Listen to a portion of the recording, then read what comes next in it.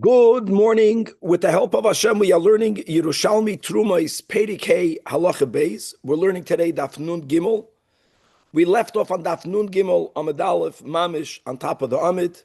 We are dedicating today's class L'Refuah Shalema to Levi Halevi Ben Leah, and let's dive right in. We are really in the heart of what we can call a sugya of taruvos. The last case that was mentioned in the Gemara yesterday, explaining the second part of the statement of Rabbi Yochanan, which really is addressing a case that the Mishnah did not speak about, and it's important to review it because we'll need it in the beginning of today's daf. So what we learned yesterday is that when Truma fell into 100 of Chulin, where Truma was batel in Chulin, and yet you have to have what we call the replacement saw removed to be given to a kohen. What happens, says the Gemara, if the replacement saw falls into meduma? That's a case we never had yet.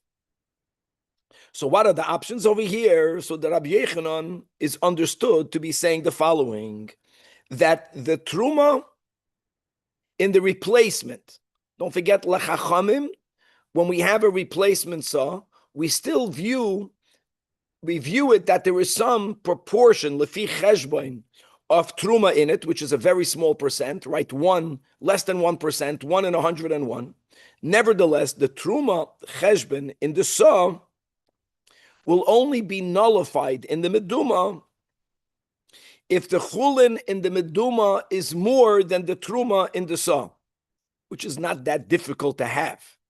But in a scenario where you don't have the amount of chulin in the meduma more than the truma in the replacement sum, so the Rabbi Yochanan is understood to say that the truma in the meduma combines with the truma in the replacement sum, and all of a sudden the replacement sum is not the same. Prior to that combination, midai raisa, we're saying lachachamim, the replacement saws bonafide chulin. Why is that? Because the truma was nullified. But here, the truma in the meduma will combine with the little amount of truma in the replacement sum. We're going to see that there is more truma in the replacement sum, and all of a sudden, the entire replacement saw in itself becomes meduma. That is the last din that we learned yesterday. And we have to leave this on a low shelf. Now, the Gemara today, on Daf Nun Gimel on the top, is going to move on to explain the next case in the Mishnah, where one saw of Truma did not fall into 100 of Chulin. It fell into less than 100 of Chulin. We can give our case where it fell into 99 of Chulin. Bottom line is that this mixture is called meduma. And now the Mishnah went on to say what were to happen if this meduma or part of this meduma fell into another batch of chulin, got mixed again, or we call this the second mixture with chulin. Meduma fell into chulin, which is almost the opposite of the last case we learned in the Gemara yesterday. The replacement saw could be viewed as chulin. So that was chulin into meduma. And now meduma fell into chulin. So Rabbi Eliezer seems to be machmer. I mean, for sure he's machmer. He's saying, quoting the words in the Mishnah, that we view the meduma as truma vadai, and the chachamim say lefi cheshbon, that even though it's meduma, but if the percent is 1% or whatever, that was just the example that we gave. So what do we need to have in order for it to become batel? You don't need to have in the chulin 100 times against the meduma. You only need to have in the chulin 100 times against the truma in the meduma. That is the machloikis in the Mishnah. We understood it. We're going to see today in the Gemara that there are various understandings of this machloikis, various, and ultimately there's going to be the shita of chilfai. In the Babli he's called ilfa. That chilfa understands the Mishnah completely different. And I'm going to say this right now, even though this will be today's first case, that really Rabbi Eliezer holds like the Chachamim, that the amount of chulin that's needed is not against the whole meduma. The amount of chulin that's needed is only against the truma in the meduma. So what's their machlokes? So he has a gewaltige chap. He wants to know, whenever you need to have that proportion of 100 to 1, the lenient way, what chulin are we using for the 100? Is it chulin in mixture number 2? Or could we also add the chulin in the meduma? This is amazing. Inside the second mixture, can the chulin in the meduma be added to the new pile of chulin? And now you have a much larger amount of chulin. And now you make the cheshbon whether you have 100 to 1 or not. On that, the chachamim were lenient. And on that, Rabbi Eliezer is machmer. The Gemara is going to refute this possibility of the understanding in the machlokes. And for that, we're going to have to wait until we go inside in the Gemara. Then we're going to move on today to the next case. The next case will be where one saw of Truma falls into 100 of Chulin. So you have Bittul. And now you're going to fulfill the rabbinic obligation of you removing a replacement saw, which you did. So now you're back with 100 saw, right? You had 100. One Truma fell in, you had 101. You removed one, you're back to 100. And now another saw of Truma fell into that 100. And again, you remove the replacement saw. And another one of Truma fell in. So the Mishnah said that the mixture will always be permitted even to a non-Kohen until a certain point. What will be the point? Until the amount of Truma that fell in exceeds the amount of Chulin. What would that mean? So even if every time you remove the replacement saw, even if all of it was Truma, all of it was Chulin, not a little bit. All of it was chulin. So if Truma fell in 51 times, at the 51st time, now you have more Truma than chulin. And then the mixture will become prohibited. That is what we learned in the Mishnah. The Gemara is going to bring, in connection to this Mishnah, a halacha that we have by mikva'os. It's a very known halacha. That's the halacha of nasan sa v'nat sa. And that will be, let me just speak out, that if you have the minimum amount of mayim required for a mikvah, which is 40 sa, 40 sa. Now, really, what is added here won't ruin it. Okay, so you had, just as an example, you had fruit juice, which is not valid b'chlal for a mikvah, a 1 sa of fruit juice fell into it. And then you removed a sa from this mixture of 41. Then you added another saw of fruit juice. And then you removed 1 saw. That's called nasan saw, v'natal saw. So we will see a halacha over there, which appears to be similar to the halacha over here, but it's really not going to be the same. And today we're going to learn another nafkamina. This is for you, Michael, a difference between solids and mixtures. That solids don't mix liquids.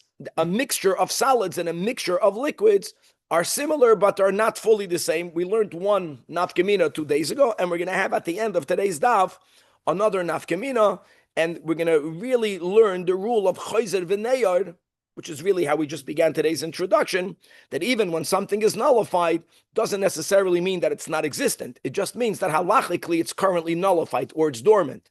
But something later can happen that could reawaken it. All right, that's a kitzur of today's daf. It's really complex. So let's fasten our seatbelts. Daf Nun Gimel Amud Aleph all the way on the top.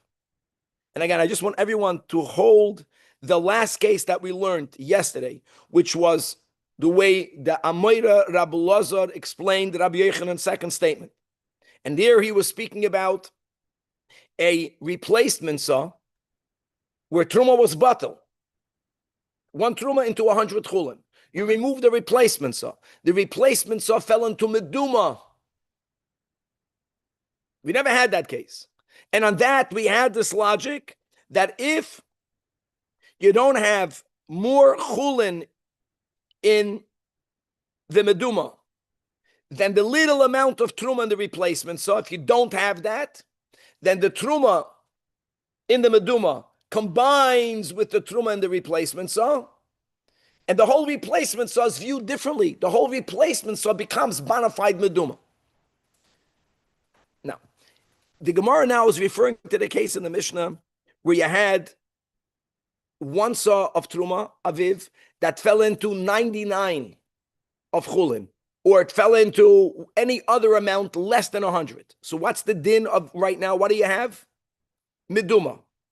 Some of this meduma or all of this meduma fell into a mixture of full chulin, fully chulin. So the words is, Rabbi Eliezer says that we look at meduma like truma vadai. So if one saw of the meduma fell into chulin, how much would you need in the chulin to be mevatalit? 100. The Chachamim say, no, a meduma cannot be eaten by a non-kohen, but meduma is not all truma. Meduma is a mixture. So that's consistent in the Mishnah. So the Chachamim say you have to look at the meduma. You have to see what is the proportion in the meduma of truma, whatever that number is. Against that, you have to have 100 in the chulin. So it's much easier to nullify it. That is what it appears to be the argument between Rabbi Eliezer and the Chachamim. And now we're going to see that not lav dafka. There's going to be various ways of understanding the machlokes. Let's read it inside. So Omar Rabbi Yosi bar Chanina. First, he begins to limit the chumrah of Rabbi Eliezer, who says we look at the meduma like truma vadai. So let me give you two cases, okay? Just to make it simple, guys. And even to Omri, you just came back. Welcome back. I know we're middle of something complex. You have one saw is a measurement. It's like 1 pound. We're going to use the word saw. One saw of truma fell into 4 saw of chulin. Super not nullified, right? Omri, you need to have 100 to 1 to nullify it. I'm giving you a case where it's 1 and 4. So this mixture is called meduma. Meduma means that a non-kohen cannot eat it. How much do you have in the meduma? 5 saw. How much of the 5 saw began as truma? 1. Rabbi Eliezer seems to say that if this meduma falls into chulin, you have to have how much against it? If we view that the meduma is fully truma, how much would you need in chulin to nullify it? No. If the 5 saw of meduma is viewed as truma, how much would you need to nullify it? 500. Says Rabbi Yosi Rabbi Chanina, no, that's not what he's saying. It's too much. It's too strict. Doesn't make sense, because how much truma did you have in the beginning? Only 1. We know there was only 1. Doesn't make sense that you should need 500 to nullify it. So what does he mean that we view it as truma? I'll tell you what it means. You have these 5 saw. You have 5 other batches of chulin. Each batch has, let's say, 90. You take the meduma, you break it into 5 portions, and 1 portion falls into another batch of chulin. Is it possible, Aviv, that when 1 left the 5, that 1 was fully truma? Is that possible? It's unlikely, but it's possible. That's why Rabbi Eliezer says all of the 5 batches will be meduma. Because every batch, when a fifth of the meduma fell into it, we have to be machmer by being concerned. Maybe the full soft truma was the one that fell into batch A. If batch A has 100 chulin, we're good. But if batch A has only 99 chulin, we're not good. And the same thing we say with batch 2, and the same thing with batch 3. That is where we say we end up looking at the whole meduma like truma. But if all of the 5 saw fell into a batch of Aviv 100, all of the 5 saw fell into a batch of 100, we know that the 5 saw began with how much of truma? 1. In here you have 100. Even though 5 fell in, I know, but 5 is meduma, but really 1 was truma. Even Rabbi Eliezer will be moide that it's going to become nullified, and not that we need to have in that pile 500 chulin. Very rational. That's the understanding of Rabbi Yosi bar Chanina in Rabbi Eliezer. However, Rabbi Yechanan disagrees, and Rabbi Yechanan understands Rabbi Eliezer the way we explained it. Afilu naflu kulam l'makim echad. Even if the 5 saw fell into 1 pile of chulin, Rabbi Eliezer is saying that when 1, in my case, fell into 4, 1 fell into 99, Since the Chachamim demand for you to have a ratio of 100 to 1 to nullify the Truma, and you did not have it, and therefore the Chachamim said that we paskin that this entire mixture may not be eaten by a non-kohen, meduma, the Chachamim give the status to all of the meduma like Truma. And now, even if only a little part of it fell into another pile of chulin, whatever that part was, or all of it fell into it, you have to have chulin 100 times against all of the meduma. That's Rabbi Yechanan. So we had Rabbi Yosef ben Rabbi Chanina, we had Rabbi Yechanan, and now chilfai, or chilfa, or ilfa. And chilfa has a very big chiddush. Chilfa says that I will tell you that Rabbi Eliezer, like the Chachamim, when they look at meduma, they don't look at meduma like truma. They look at meduma like a mixture of truma and chulin. And you have to know what was the cheshbon, what was the proportion of the truma in the meduma, and you only have to have chulin against that amount of truma. So then what's the machlokes? So he has a whole new thing. And the machlokes will be what will happen. Listen, Dan, haltkop. You have, in my case, you have 1 saw of truma fell into 4 saw of chulin. Now you have meduma. What's the proportion of this meduma? 4/5 are chulin and 1/5 is truma. If this falls into chulin, the chulin does not have the ratio of 100 against what fell in. The chulin doesn't even have 100 against the truma of it. But if you were to combine the chulin in the meduma with the chulin in the pile, you would have 100. So l'mashal, 1 saw of truma falls into 4 saw of chulin. All of it fell into 96 saw of chulin. There was a pile of 96 saw of chulin, and this 5 fell into that. I want to know what will be the halacha. How much do you have in the 5 that's truma? 1. Even Rabbi Eliezer will say that. How much do you need against it? 100. But you only have 96. But 1 second, I know you only have 96 in the new pile, but in the mixture, you already have 4. So are you allowed to combine the proportion of chulin in the meduma with the chulin in the pile to gang up against the truma? That is where the Chachamim say yeah, and Rabbi Eliezer says not. And why does Rabbi Eliezer say not? Because al de Rabbi Eliezer. Rabbi Eliezer is of the opinion, chulin shalamaton here is referring to the chulin in the meduma. The chulin in the meduma became chereshin. It became deaf. It no longer is viewed as chulin. And that fits a lot more with the words of Rabbi Eliezer. Rabbi Eliezer's words in the Mishnah is that midamas kitruma vadai. But Ilfa has a big chiddush. Really, he's saying everyone agrees that we only look at the proportion of truma in the meduma.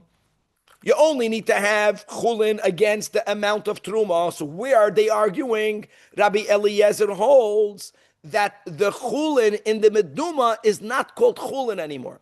And it cannot count towards the amount needed against the truma. And the Chachamim say it could. So in my case, 1 of truma falls into 4 saw of chulin. These 5 is called meduma. These 5 fell into 96 of chulin. How much truma do you have in the 5? Only 1. Here you only have 96. So you would say, well, it's not nullified. It is nullified because the 4 in the meduma are not deaf. They can talk. They exist. They unite with the 96. How much chulin do you have in total? 100. This 100 nullifies the 1. How great is that?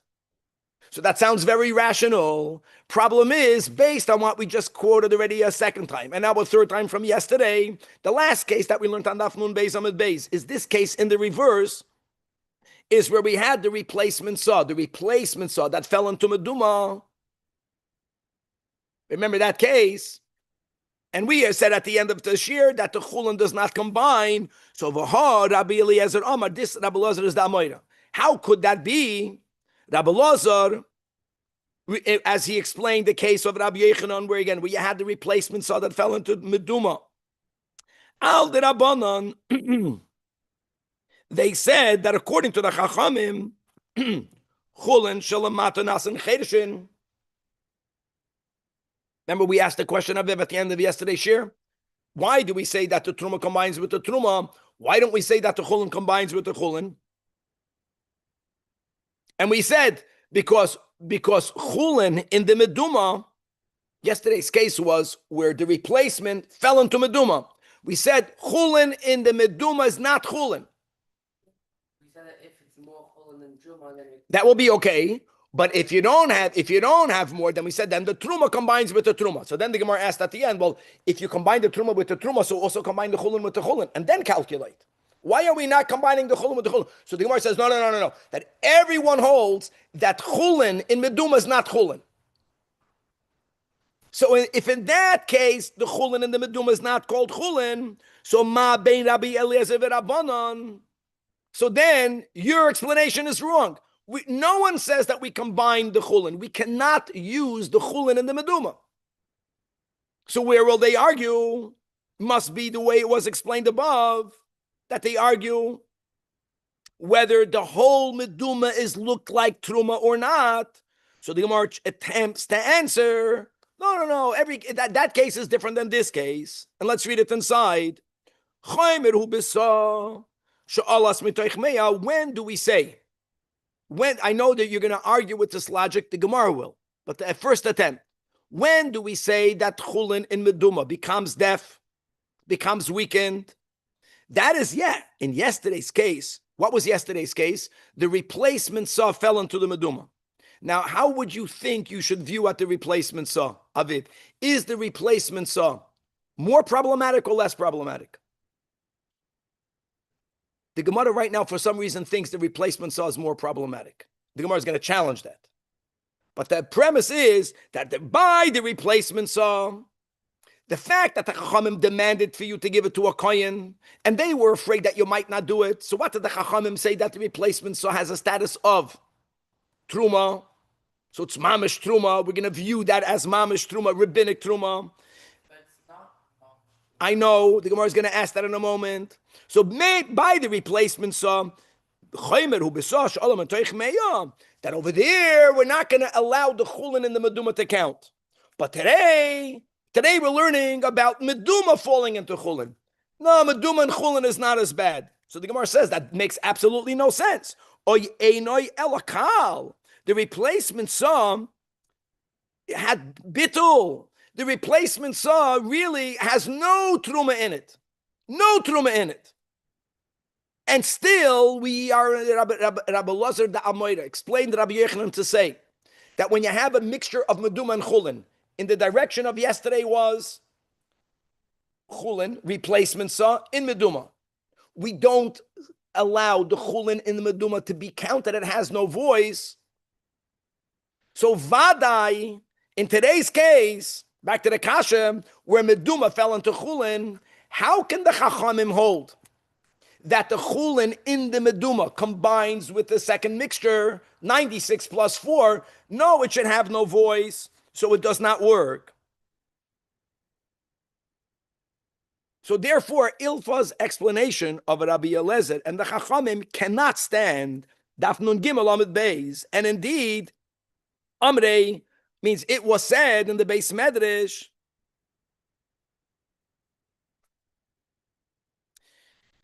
This is to back up the fact that a replacement saw is much less problematic than meduma. Ka'ai do Amar Rabbi Yechanan sa'a shel truma shenafla l'toich meya.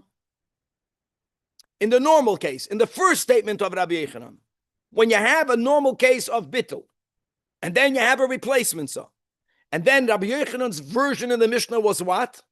That if this replacement saw falls into chulin. What was, remember Rabbi Yechanan?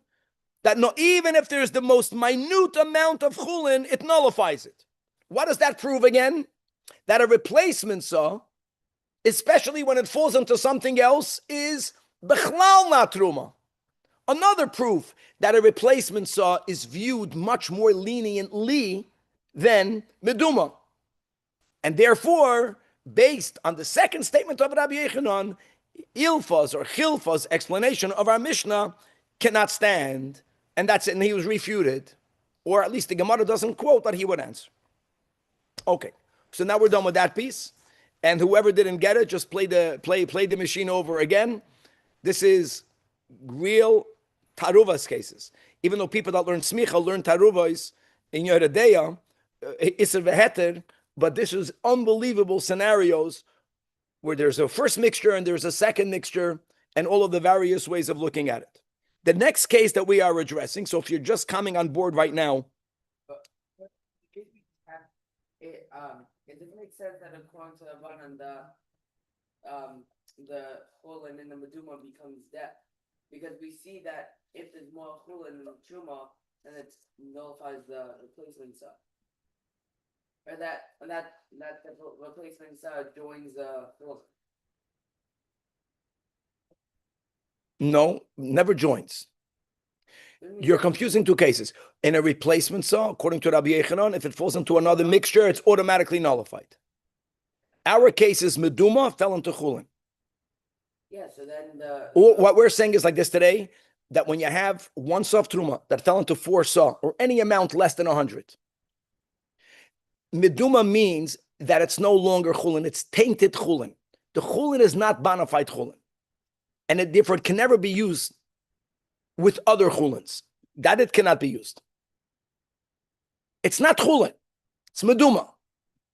Makes sense. but we still saw that it can be bona fide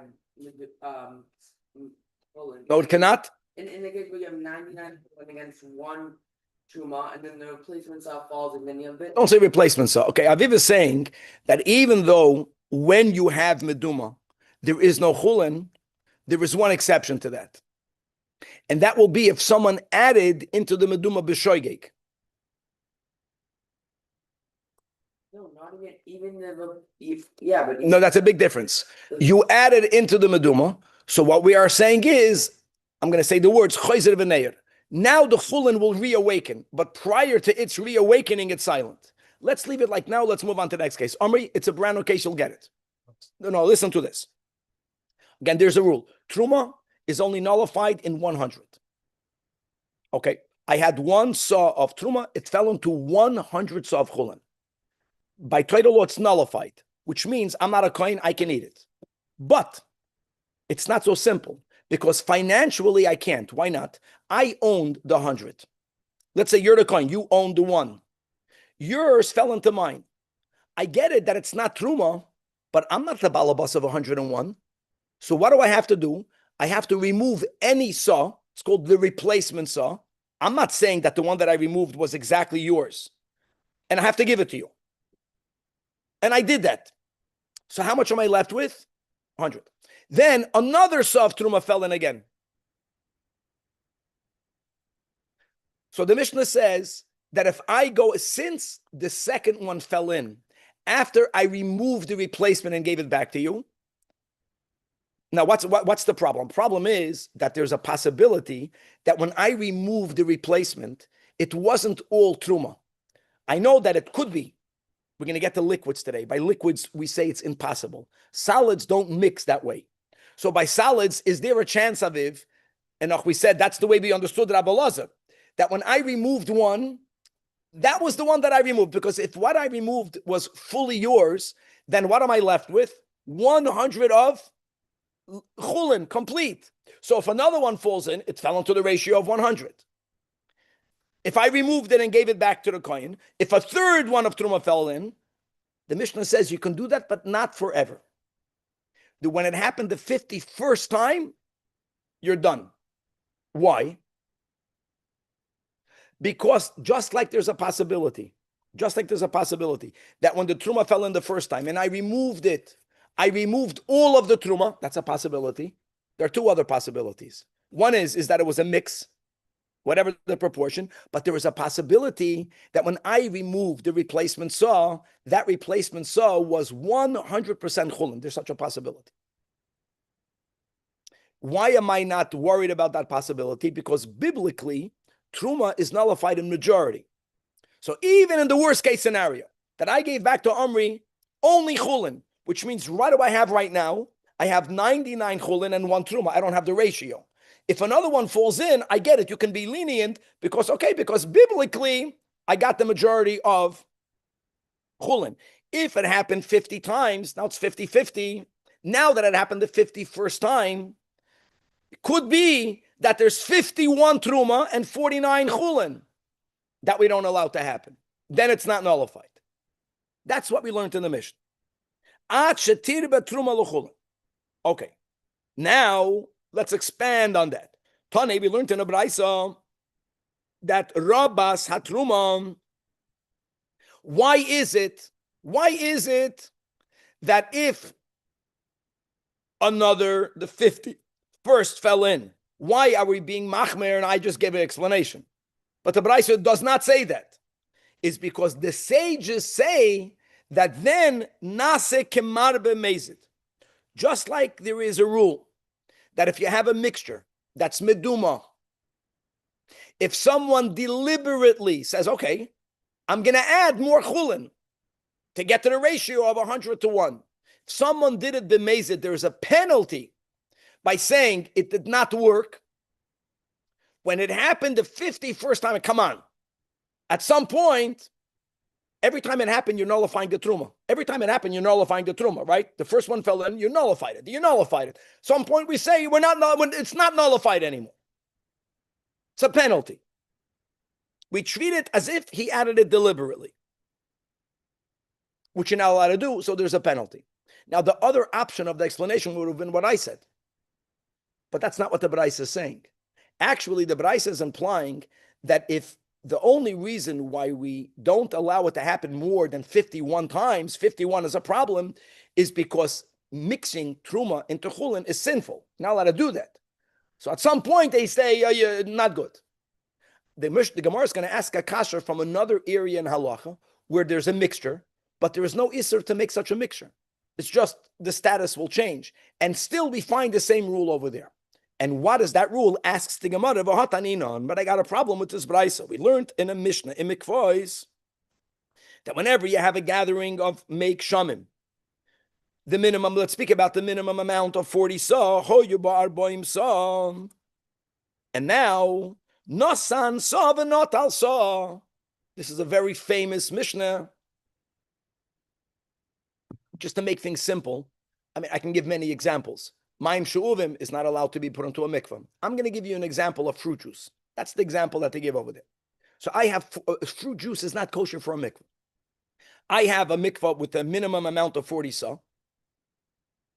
The rule now would be that if you add more to it, even if you add some liquid in the mikvah now that's not kosher for a mikvah, doesn't matter, doesn't invalidate it because you're adding it to a kosher mikvah. And when you pour that little in, it becomes nullified in the mikvah. Okay, what were to happen if you add 1 saw, let's say a fruit juice, now you have 41 saw, but now v'not al saw. Now you take out a saw. Then you add another saw fruit juice, mixture, you take out a saw. Could you do this ad infinitum? Could you do this or not? You can argue again, you could. Why could you? Because when you put in the 1 fruit juice, since it went into 40, there, halachically, it's nullified in the 40, so it's all kosher rainwater. Halachically. So if that would be the way of looking at it, then you can go on forever. But that's not the case. The Mishnah says, ad heichan, it's good until a point. And what is that point? So the rule is, Rabbi Isi b'shem Rav Mana bar Tanchum, and Rabbi Abo b'shem Rabbi Yechanan, even though it's not in the Mishnah, but the Gemaras, Amoraim say, that's only ad rubai shel mikvah. It's only okay for 19 times. Ruba shel mikvah means once you did it the 20th time, just to know that's the halacha. Once you did it the 20th time, so you don't have roiv make shamim, it's not good. Here it's a little bit different. Here it's the 51st time. I'm not going to go into that detail. Now, what's my problem? The problem is like this. If the reason why we say that's the case is also based on my explanation, which is that really, biblically, you have to have majority. You have to have majority. So as long as you have majority mikvah water, you're good. Rabbinically, it's not enough. You have to have 40, and then you can add. But maybe when you took out, maybe what you took out was only water. Only water. So you have 39 water, 1 fruit juice. When you added the second one, and then you took out 1, same thing. Maybe you took out only water. That would be the logic. Then it would make sense. So the moment you did it the 20th time, so you took out the 20th saw of only water. It's very not likely, but let's say it's possible. The Gemara is going to say by liquids, it's impossible. So how much do you have majority of rainwaters? No. That's why the mikvah is possible. That would work. That explanation would work. Problem is that that's not what the Braisa said. The Braisa said that the reason why in our Mishnah, if you did it for the 51st time, it's no longer allowed to be eaten, it becomes meduma. That's because you're not allowed to mix truma into chulin. I am allowed to mix fruit juice into a mikvah. I want to tell you that. Will the mikvah be kosher? At some point, no, it will not be, but I'm not violating anything. There's no knas over there. As if the reason here is a knas, that reason doesn't fit over there. Or let me view it in reverse. So the reason over there must be because we are afraid that what you took out is fully waters of water, my kosher waters. Well, that should be the logic over here. Why does the Braisa have to say Nasa Kaman b'mezid? That's a great question. Answers the Gemara. The difference is the following. Come on over there. Hoya baroiv va'atmar ba'olavuhu kosher. Over there, what we really need is to have a roiv of make shamim.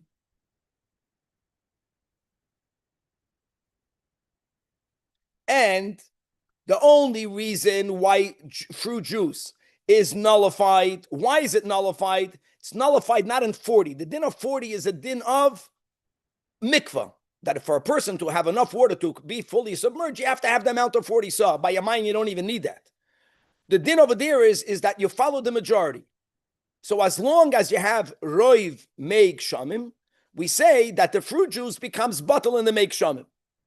And therefore, the Amoraim felt that if you don't have the roiv, then it's not going to be bottle.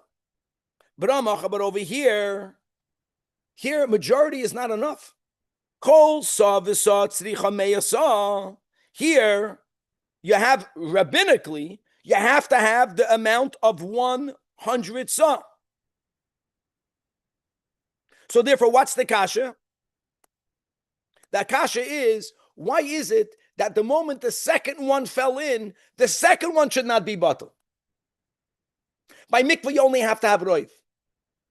Rabbinically, by truma, you have to have 100. So the Gemara is saying, I don't understand the whole case in our Mishnah. One truma fell into 100, you removed one.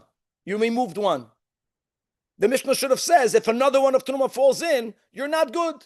Why you're not good? Because you don't have 100 of original chulin. You don't have that.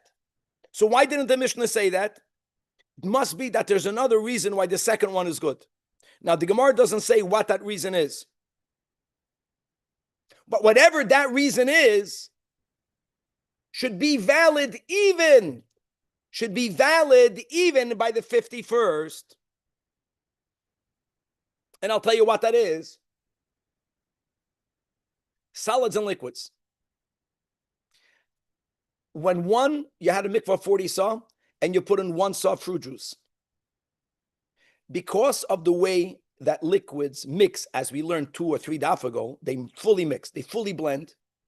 When you remove 1 saw, halachically, it's impossible to say that you removed only fruit juice. That did not happen.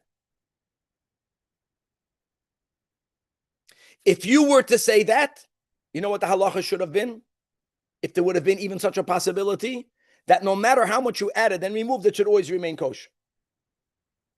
Since vadai, when you removed one, some water came out, so it's already a more chamur dike case. It's more strict. So what should be the halacha? So the halacha is that since fruit juice is nullified in a simple majority, I want for there to be a simple majority of, I want for there to be 21 saw of mayim. We allow it to happen 19 times. By the 20th time, you're not good. Over here, when I have truma falling into chulin, there's a possibility, not probability, but since it's solids, there's a possibility that when I remove the replacement saw, all of it was truma. I'm not saying it. In fact, we said noch that's Rabbi Eliezer. I gave you the story of Rabbi Dvorkin in Miami. It's such a possibility. It could be that the replacement saw was all truma. If that's a possibility, now I have a new kasha.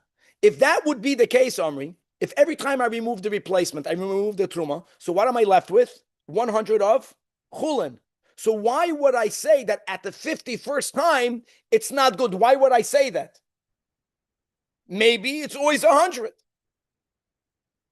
If you don't give credence to the possibility that what you removed was fully truma, if you don't give credence to that halachically, then even the second time truma fell in, the whole mixture should become puzzle. Why? The rabbi says you need to have a ratio of 100 to 1. I had 100 chulin, one truma fell in. If what I removed had some chulin in it, I don't have 100 anymore. Muslim sagen that we say that possibility is enough for me to say halachically, we view it as if what you removed was all truma. So that's why the Braisa has to give you another reason. So why is it that by 51 you're going to invalidate it? Because you're not allowed to add truma to chulin. And just like if someone is being mevatel truma lechatchila, b'mezid, they gave a penalty. At some point they said it's not good. Stop mixing truma into chulin. That has to be the reason. So Gavaldik says the Gemara, Amar Rabbi Yosi. One thing you see from over here, that what? That the mikvah, once it no longer contains 21 saw of its original waters, we say that it's not going to be good. Davar, shubatal, dvar toira, even though when the fruit juice fell in, I want you to know, halachically, when the fruit juice fell in, we don't coin it fruit juice. Aviv, this goes back to what you were speaking about before. Fruit juice is nullified in majority of water, which means we call the 41 saw, we call it rainwaters, water, not fruit juice, because it's nullified. Now, there's two ways of understanding nullification. Nullification could be understood that it no longer exists. You can just lower the volume. If you lower the volume, please, that would help. Just the volume. Just the volume. Don't say accent, just lower the volume. There's a volume button. Help them with the volume button and everything will be good. If batal means it's no longer existent, then I have another kasha by mikvah. Why do I care if there's no longer majority? There is always majority. One saw of juice fell in. Halachically, it's nullified. Nullification, if it would mean that the minority becomes part of the majority. It loses itself. It's no longer here. So you have 41 water. So it can happen 1 billion times. Is a proof that even when there is bittul doesn't mean that you are eradicated. Bittul means you go dormant. But at some point, you can be reawakened. The words of the Bavli for this concept is called choizer v'neir. Something can be reawakened. And we know this by ourselves. A person can be a tzaddik, but the animal and them can reawaken very easy. So at this moment, you're a gavaldik tzaddik, but it's still there. That Joyce is that even something that's bottled var Torah, if more fruit juice comes in, if a bad influence, it awakens, it finds its like. The fruit juice finds the fruit juice. Either fruit juice was nullified, yeah, that's the problem. It was only nullified. It was not transformed. Because there's iskafia and there's isapcha. And when something only happens on the level of iskafia, it's still there. How great is that? It can be reawakened. Sure, apply the rule. No, we keep adding waters, but doesn't it become? So we're gonna over our mikvah. I know that I have to start inviting all of the rabbanim here to see it. Because of this rule that we want for there to remain rainwaters, as long as we could, there are many things that we do not to have to use the transformation of bittul, which according to some opinions doesn't even really exist. If we would say bittul, you know what you would be able to do? You gather 40 saw of rainwater in the mikveh proper, add water from the tap. It's coming in, not in one gush. If you would add 41 saw of tap water, of mayim she'uvim at one time, that majority would overwhelm this majority. But that's not what you do. You open up a faucet. When you open up a faucet, it's called in halacha kama bottle. When the first little bit comes in, you judge not what will happen, you judge what's happening. The little bit of water becomes nullified. If nullification would mean transformed, then everything is rainwater. Then you put in another little bit of water, rainwater. And you can keep on adding water. You can keep on adding water. We don't do that. Like Kosher Bracha. Like Kosher Bracha. Very good. Come, look inside the last Rashi Ilya. So 5 lines on the bottom. Zoy say meres davar shu batal davar toira mo eres min ali yaser. Let's start of imi v'leser. The im loy kain lo oilum li yaser. The only time you'll have a problem in a mikvah, if you would take whatever the number is, you have 40 saw. If you would add 41, I think. Here to nullify. Elavadoi that the after Rishon bottle, even though kama bottle, Rishon bottle doesn't mean it's not there.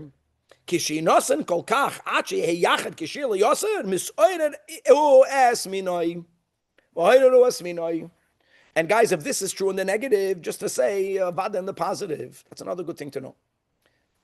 For sure, on the other way around, that the good in a person, even if it became nullified in the bad, it's never outrooted. It's just dormant. It became bottled. In certain, you can have a relationship in which you lose your voice. Your voice is there. You just lost it. But when you find it, or when she finds it, whoo, then you're going to hear an earful because it reawakens. Roars like a lion. To be continued.